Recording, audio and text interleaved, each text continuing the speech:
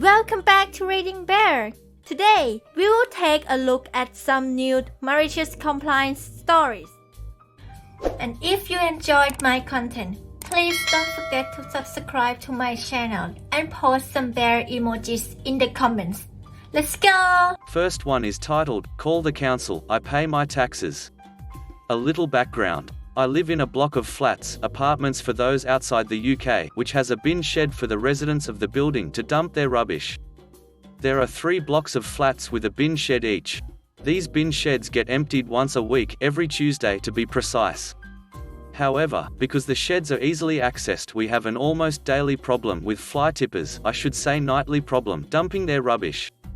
The stuff that I've seen in our shed has been ridiculous. Entire contents of bathrooms, bathtubs, toilets etc., entire kitchens, half a car, an entire garden, etc. However, it's difficult to catch these crooks because they drop off during the night. Except one that is.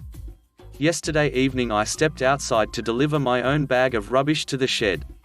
I just closed the door and turned round only to see one of my neighbors from the neighboring street walking down our path carrying 3 bags of rubbish. He lives the equivalent of 5 houses away. Me, you do know that this is our bin shed, don't you? Neighbor, call the council, I pay my taxes. And he proceeded to dump his rubbish in our bin shed. I knew that calling the council about him regularly dumping his rubbish in our bin shed despite the fact that he has his own bins would result in a slap on the wrist, but I decided to do what he told me to do. This morning I sent an email off to the council asking them if paying taxes gives you permission to dump your rubbish in another person's rubbish bin. And explaining why I'm asking. A few hours later I get a phone call from Environment Services. Apparently paying taxes doesn't give you permission to dump your rubbish in another person's bin. Who knew? Apparently not this neighbor. The council will have a word with the guy, but they can't do much. Next one is titled, I Took It All. My boyfriend and I broke up a few months ago, but there have been complications with the apartment because we are both on the lease, and blah blah blah. But I found a new place to live and moved out last weekend. I got the important stuff out, but there were still a few small boxes left and I didn't go through the kitchen because I didn't know what my new roommate had. My ex helped me move, and everything was going very well and we were being cordial. Well, last night, my ex asked me to come over to pick up a few of the small boxes that were in the closet and to say hi to his dog who was sad that I was gone. So I go over there, we are hanging out. I play with his dog. Everything is good. Then I asked him if he minded if I took the dish brush because my new house didn't have one. I asked because I bought this dish brush just a couple weeks ago, and I even splurged on a nicer one, like $5. Side note, I am the only person in our relationship who ever bought household items like this. I just moved into a new place where the rent is higher. I've had to pay for a moving truck, and all the other little things associated with moving somewhere new. The last thing I want to do is go to the store and drop another $50 or so buying a bunch of little things I literally just bought a couple weeks ago. Apparently asking for the dish brush triggered him, and he made the ridiculous dictate at 8 p.m. on Wednesday, mind you, that I could take anything that's mine tonight, but anything that was there when I left that night would be his property now. I, annoyed, said no, that I don't agree to this. I immediately said the dish brush was not a big deal. I told him that I did not come prepared with boxes, bags, etc. to get everything I wanted from the kitchen. I said I could do this tomorrow or any other day of his choosing. I begged him to compromise. I told him I wouldn't take the dish brush or anything that he said he wanted. However, he only tripled down and refused to budge from his ridiculous demand. So I became very irate. I told him that if he was going to make me move all my dishes out in plastic trash bags tonight, that I was going to take every last thing that was mine. Again, I am the only person who ever bought anything like pots, spices, utensils, cleaning supplies, etc. I was planning on leaving most of it with him because my new roommate already has a lot of this stuff, but I decided that if he was going to make such a ridiculous rule, then I would take it all. I took the dish brush, the sponges, used and unused, all my spices, the soap, the utensils, all the pots, the Tupperware, the toothpicks, the toilet paper, the pillows, the wall hooks, the coat hangers, I even took the light bulbs. I took it all. Did I yell? Yes. Was I petty? Absolutely. But I think it is quite petty to make a demand on the spot that everything I don't take tonight becomes his when this was not the pretense under which I came over, and I was obviously not prepared. Next one is titled, I'll take my time away, thanks. I work in university housing. Running dorms on a campus is a seriously emotionally manipulative job that really plays up the "we're a family" rhetoric to guilt employees to investing wild amounts of time, energy, and money into this work. To avoid burnout, one must take time away, but it has to be away, as in, not just staying home, because we live where we work. Our apartments are inside the buildings we run, so if we stay home, we still haven't left work. You've got to go somewhere else to really have some separation. But we get lots of guilt to avoid us taking that time away from campus. In recent months, taking time away has been made more and more complex by our supervisors. It used to be a request form that was either approved or denied the next day, and approval was almost guaranteed. Now, you submit a request form that must wait until the following Monday so it can be discussed in a closed meeting. If you want more than one day off, once your request is approved, it is considered conditional and you must submit a written plan for what your staff will be doing while you're gone, a draft of your out-of-office email, written confirmation that another employee will babysit your buildings while you're gone, and a copy of preparation materials given to that person. To be clear, our areas absolutely do not need babysitters. It's a circus with the hopes that there will be so many hoops to jump through, we might give up on taking our time away. Not me. I'll jump. I've earned my time off and I'll be using it, thanks. I have a long-distance partner that I visit for 3 to 4 days every 6 weeks or so. He can't take time off like I can, as he's self-employed, and if he doesn't go to work, he doesn't get paid. So when I visit, he goes to work when he needs to, and I usually spend my day visiting with a longtime friend that lives nearby, or taking his dog on day-long adventures. But all the work I do at my job right now can be accomplished remotely. I want to take off 4 days for my next visit. I asked my boss if I could just request the time I'd actually be traveling as PTO, and then work remotely on the other weekdays, partial days during my trip. I thought this might be okay, as it would keep me occupied, and I could keep up with committee meetings, student meetings, and project timelines. My boss has never said so out loud, but I know she isn't happy with me for taking regular time off. It's been setting an example to the rest of my colleagues, who have also started taking more time off, which they should 100% be doing. Our department still runs smoothly and my buildings are the best managed on campus. She's just upset I'm not being guilted appropriately to stay here all the time and keep working.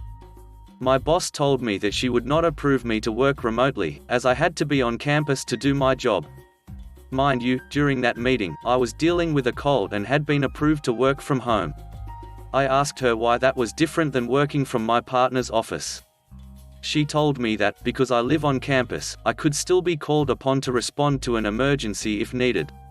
I asked her if I ever would be called on to respond to an emergency, as I am in quarantine for illness and I am not our designated emergency on-call person.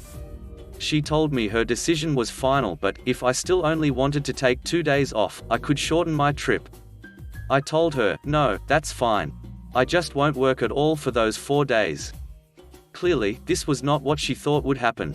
She replied that, even though I would need to take PTO if I was off campus, I would still be more than welcome to attend committee and student meetings during my vacation. I told her, no thank you. If I have to take PTO, then I will not be working during that time. Thank you for answering my questions though. She's been giving me the stink eye for the past week. I wish I felt sorry for her, but if you're going to make rules, you should be prepared for the possible outcome that people might just follow them. Next one is titled, Want to Ride the Roller Coaster? But Won't Let Me Do My Job. This was many years ago when I worked at a theme park in northern Idaho. I was working on one of the roller coasters. My job was to verify people were secured, and while the coaster was out, to verify the next group was eligible to ride. Basically tall enough, physically healthy, and properly attired. The height rules were 42 inches (106 centimeters) to ride with an adult, or 48 inches (122 centimeters) alone. I had been doing it for 2 summers and knew before I even used the height stick if they were going to be close or good to go.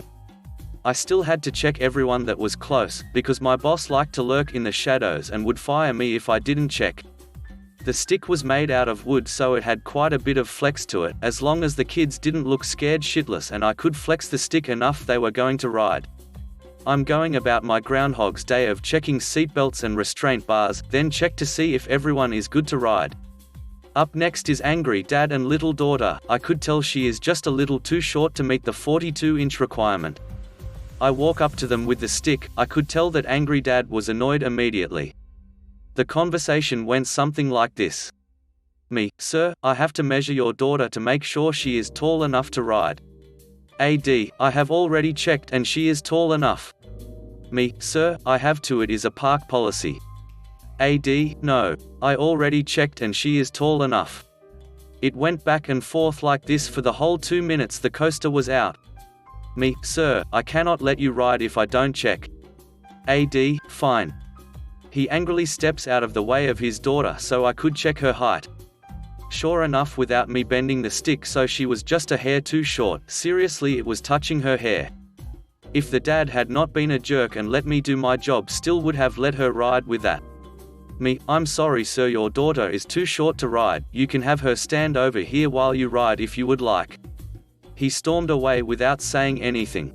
That is where I thought this would end. I was wrong. 30 minutes later, AD and Little Daughter come back, but this time he is smiling and looking at me like I'm a stupid carny. So I walk up to him and give him the exact same line as before. Me, sir, I have to measure your daughter to make sure she is tall enough to ride. He steps out of the way with no issues. I check her height and the stick touches her head this time. I look down to make sure she has her feet flat on the floor, and she is wearing a large pair of shoes over top of hers. Me, sir, she is tall enough to ride with an adult. Does she have an adult to ride with? AD, she is going to ride with me.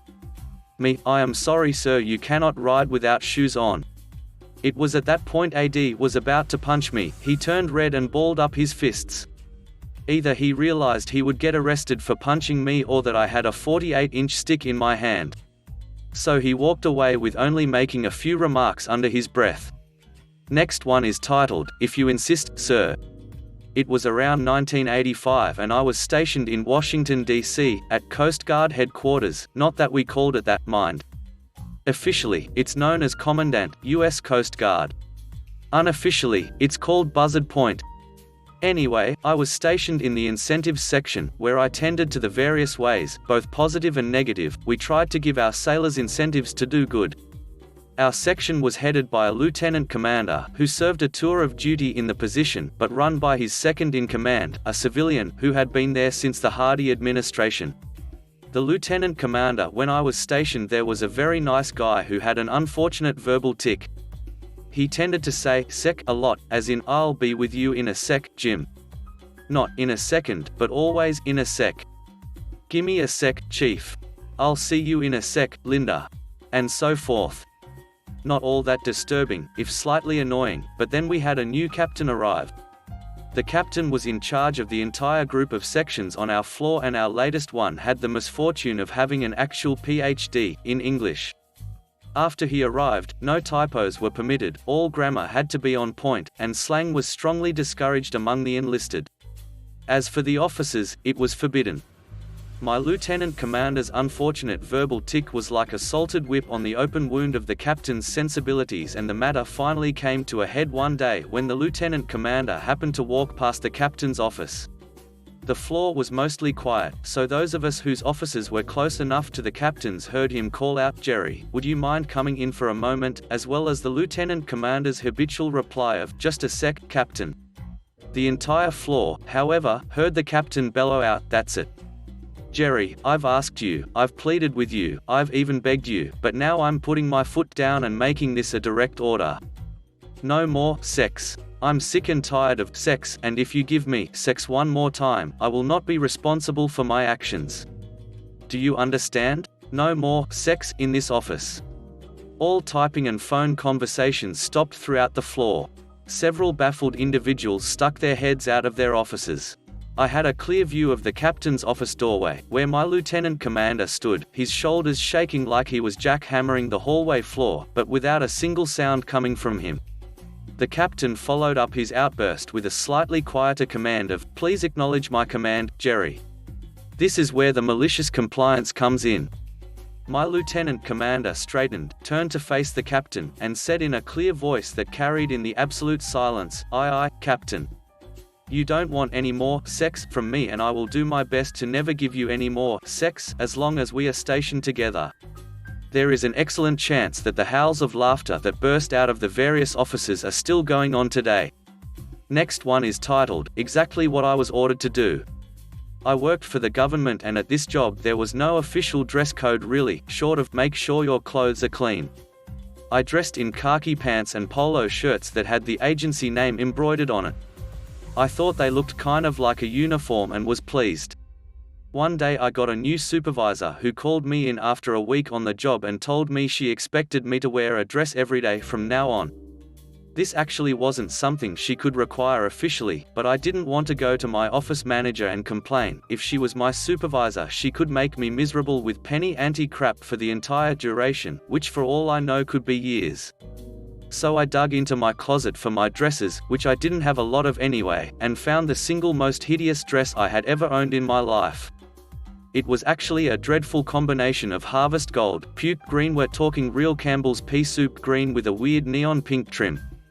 And I wore it every single day. She despised that dress, which I know because she complained to a coworker who promptly and gleefully repeated the conversation verbatim to me. Apparently she hated those colors even more than I did. She came to me after a few months and asked if I couldn't wear another dress, and I said, "Sorry, it's the only one I have. I haven't worn it in years actually, but since it's important to you that I wear a dress." She walked off with a line of white around her compressed lips and didn't bring it up again. I wore that dress for a year and a half until she was transferred to another office. No one in the office ever bothered me about my clothes again.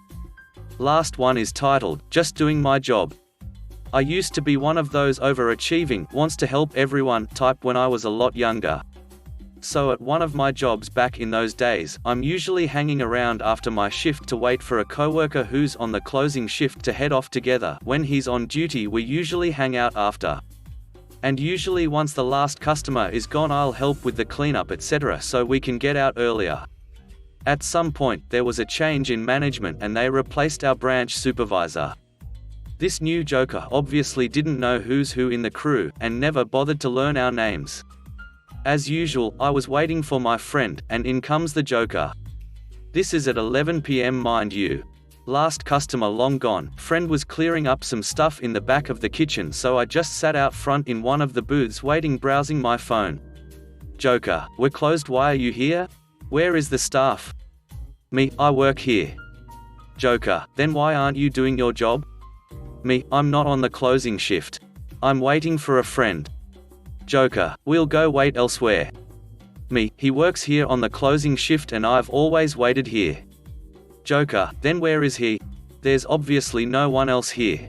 Stop being a ducking liar and do your job." At this point, friend comes out from the back and he'd change out of his uniform. Joker, "So on top of not doing your job, you are letting strangers into the back?" Me, "He works here." Joker, "He's not in a uniform and we don't hire guys." Yes, he's a sexist pig too, and since he's never around for more than 2 hours in the morning, he never meets the rest of the crew. The opening shifts happen to be all females, but there are 2 guys in the crew, the other one only works 2 or 3 hours a day during rush hours. Friend, pulling out uniform, "Dude, I work here. You can ask the previous supervisor." Joker, "Well, she was useless, why do you think she got replaced by me?" She wasn't. She worked as hard as anyone of use and was good to us, and actually left on maternity and was let go of before they threw this idiot at us. Friend, "You know what, we're locking up. Unless you have the keys, you should go too." Joker, "Don't you dare tell me off, I'm the boss here. You are hired to do one job, so do your ducking job." Friend, "Okay." At this point, said friend turns off all the lights and etc., and locks the kitchen doors and cabinets. Joker was still fuming and staring me down. Friend then signed for me to leave, and I got up while Joker was still staring me down. For whatever reason, he didn't leave with us, and so friend locked him in. The next day, apparently he yelled at another girl for locking him in the night before. She obviously had no clue what he was talking about. He was gone by the time I came in. Obviously he also couldn't report us properly since he didn't know our names. So one day we got a visit from higher management, who then gave all of us a dressing down and were told to just do our damn job. Well, a few of us went back and looked through our contracts and the job scopes. For the next week, no one did anything that was not explicitly written in their contracts. And it turns out none of us were hired as cashiers, all kitchen people. No servers, no cashiers. Most of us got fired after that, but hell, it wasn't like the pay was that great either, and since the ones that got fired were all teens working a side job while in school, yeah. No real biggie. Not great, but it wasn't all that hard replacing the job. Thanks for listening.